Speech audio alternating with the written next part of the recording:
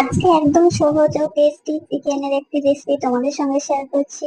চলো দেখা যাক রেসিপিটি। প্রথমেই পেঁয়াজ, লঙ্কা এবং কিছু গরম মশলা দিয়ে ভালোভাবে পেঁয়াজটি ভেজে নিয়েছি। এরপর ভাজা হয়ে গেলে এর মধ্যে আদা রসুনের পেস্ট দিয়ে একটু আদা রসুনের গন্ধটা কেটে যাওয়া পর্যন্ত নেড়েচেড়ে নিয়েছি। এরপর ঘরোয়া কিছু মশলা দিলাম, যেগুলো স্ক্রিনে তোমরা বুঝতেই পারবে।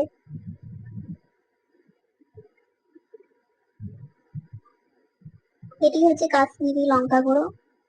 এরপর ভালোভাবে আমি এটি কষিয়ে নেব। চিকেনটা মজাদার করার জন্য কিন্তু মশলাটা কষানো খুবই দরকার। তারপর আমি এখানে এক পিস চিকেন নিয়ে নিয়েছি। এরপর ভালোভাবে নেড়েচেড়ে মশলাগুলো চিকেনের সাথে মিশিয়ে নিচ্ছি। এরপর আমি চিকেনটা মশলার সঙ্গে ভালোভাবে কষিয়ে নিচ্ছি। 10-15 মিনিট মতো কষিয়ে নিলেই হবে।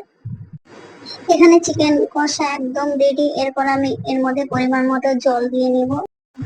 এরপর ঢাকনা দিয়ে ঢেকে রান্না করলে আমাদের চিকেন রেডি।